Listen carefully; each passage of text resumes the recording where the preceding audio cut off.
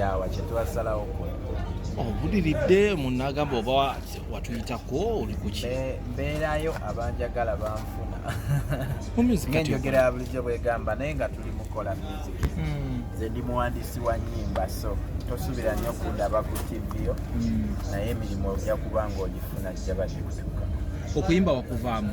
Kuyimba nkwagala nnyo era swaga nti nakuvaamu naye nakiwamu kobula sobola okwasaganya ebintu ebirala. I'm a family man now. Musajja ina omukyala n'omwana obulamu bulina nabwo bwogenda mu maaso netulina tunuulira kintu kimu kusula mu ndongo all the time. So nasalawo nkwasaganye family naye ngenda kuyimba music mwagala saamuvaako kubanga kyenatondebwa okukola.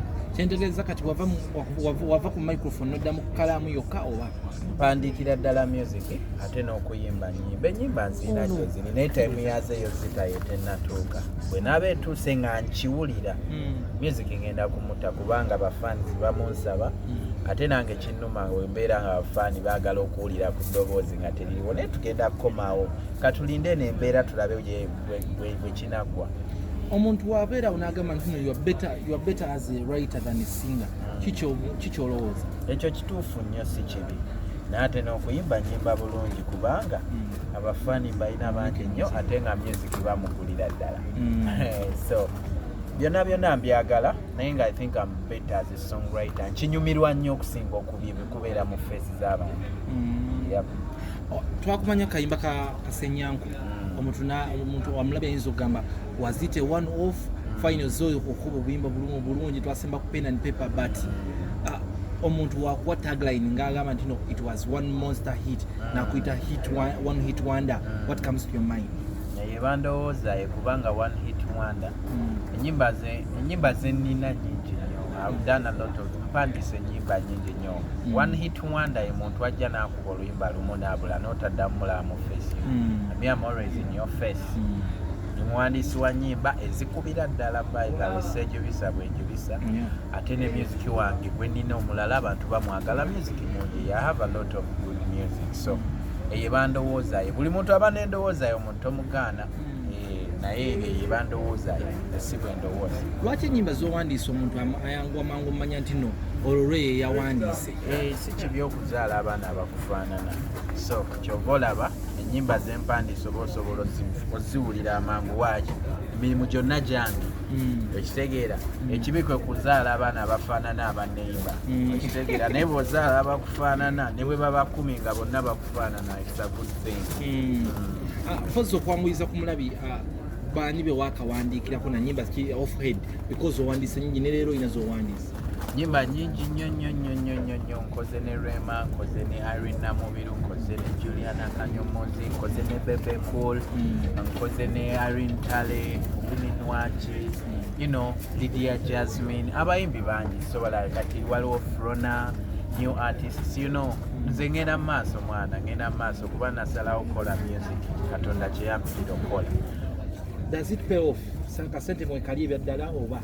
Omulimu gwonna kankubuulire oli ne bw'aba atunda bunyeebwa n'abumalamu omwaka gumu ogwokubiri ogwokusatu ogwokuna kitegeeza aba akola gwe watali sente oba onoonyaawo ki. So nze ngamba omulimu gunsasula era kyovula nkyamukola. Bebe omwandikira nnyimba ki? Bebe Cool naakamukolera oluyimba lumu oluyimba baluyita Nkuliyo. Yes ndowooza lwa last year luyimba lumu naye nga waliwo n'oluyimba olupya tuli mu studio tuli mu kola. Bagamba Irene Tale tezaali nnyimba zokka n'ekibatuwa kiwanika. Ebyo bigambo by'abantu n'obigenderako eno industry buli omu akuteekako kyayagala kati ebyo bipaape babituteekako tubiwulira but of course focus esigala ku music. Irene Tale mukwano gwange that's all I can say. Musically tukoze music omulungi abantu gwe banyumirwa ate tukyakola so friendship yo tejavaawo ne bwe banaateekawo kiri baagala kibeerewo naye nga tekiri meant kubeerawo. Omuzungu aziyita principles ffe mu Luganda tukayita kajanja olw'enkyukakyuka bali bagamba nti nno olwa principles ffe ke tuyita akajanja. Oli mwana wa Silver Kyagulanyi kubanga kumpi ebikolwa byebibi kituufu. Siri mutabani we naye musically actually is my musical father. kubanga nze yeyanfula kyendi is my mentor eyamentalinga sina lugezigezi wadde n'akamu nno mikwano gyange ababeerako nange abantu abatuula nange ne tunyumya emboozi bakimanyi bulungi I'm a good personality n'abantu oluusi batujajinga because of the principle ate si kibi naye woba nga tonajajinga muntu genda kusaba ekintu kimu funa omukisa otuleko naye mulimye ku mboozi. That's the only way you can judge someone. Abantu abasinga tubalaba bagamba oyo muntu muzibu nnyo takolegana naye nga bw'omutuukako ng'omuntu ate you can have a very different kind of picture. So tulekerawo okujajinga abantu olw'embeera zaabwe. Abantu abamu kamera si bintu byabwe, abantu abamu obuzindaalo si bintu byabwe. So you can't judge someone ng'omulabye bulabye eyo okitegeera oba owulidde biwulire eyo. Yes. Nkamaliriza ensonga y'okwekoppa nti n'owandiika oluyimba nga lufaanagana ate lwewandiikidde ono ng'ate ne lufaanagana lwewandiikidde Seeka lwefaanagana lwewandiikidde Makya. Ensonga eyo gyogerako ki mu ba-writers naawe gomba? Nze kyemmanyi nga bwe nagambye si kibi okuzaala abaana bakufaanana naye ate tekitegeeza mbu nno obeere n'abaana nga 10 nga bonna balinga balongo nga bonna feesi zezimu. So nze sinafunako scenario eyo, sinawandiikirako omuntu bantu nnyimba ne bajja nga bakaayana nti lwe yampadde oluyimba ate n'aluwano oli lufaanana ne luli. I think I've tried my level best. Sinaayo muntu n'omu anumbye situnangako oluyimba. By the way ebintu bino mulina obigendera muba mujajinga abantu. Situnangako oluyimba ne wavaayo complaining nti namuguza oluyimba nendukuza n'omulala. Sikolangako nnyimba double selling, double writing nga bwe nanti nduno nduwandiikidde ono ate nenduwandiikiramu n'omulala. Nnyimba ziba zinfaanana, yes ziba zange zaalwe kubanga nze nazikoze nate tosobola kugamba nti nolufaanana olwagundi. So kyewala nnyo kiva ku mutwe gwo oluusi kuba mutwe gwo mu bintu byonna ng'oli bwe yayimba n'agamba nti mutwe gwo gwe gukweyimirira yakuba mutwe gwo. So barayita tuteekeyo nnyo omwoyo kubanga ate entalo tetulina ziteeka mu bayimbi. Abayimbi mubimanyi tebiggwa. Omuyimbi agwa, omuyimbi tasobola ggwa. Wabula eyo njogerayo abantu abagamba nti omuyimbi yagwa, naye muntu eyagwa bw'obanga okirowoozaako nga tonnakyogera ekisookera ddala gwe wamutuma okuyimba. Ekyo kibuuzo namba emu.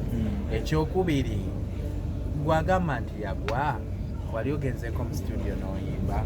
Omuyimbi tasobola kugwa, ekyo njagala nkikutegeeze because omuyimbi asobola okumala emyaka 10 nga tayimbye navayo n'akuba hit okitegeera.